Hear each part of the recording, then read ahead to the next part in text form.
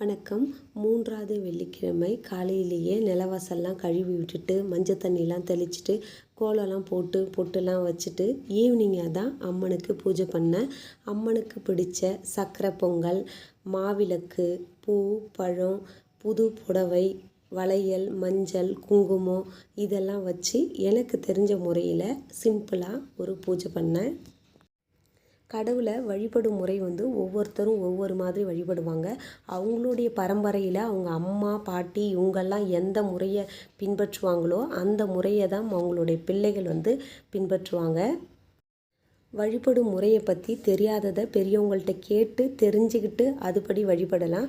அப்படி இல்லைன்னா நம்மளுடைய பரம்பரையில் எப்படி பின்பற்றுவாங்களோ அதை பயன்படுத்தி முழுமையான பக்தியோடு வழிபடும்போது கடவுளுடைய அருள் கண்டிப்பாக கிடைக்கும். நான் எப்போதும் இது மாதிரி சிம்பிளாக தான் எனக்கு தெரிஞ்ச முறைப்படி வழிபடுவேன்.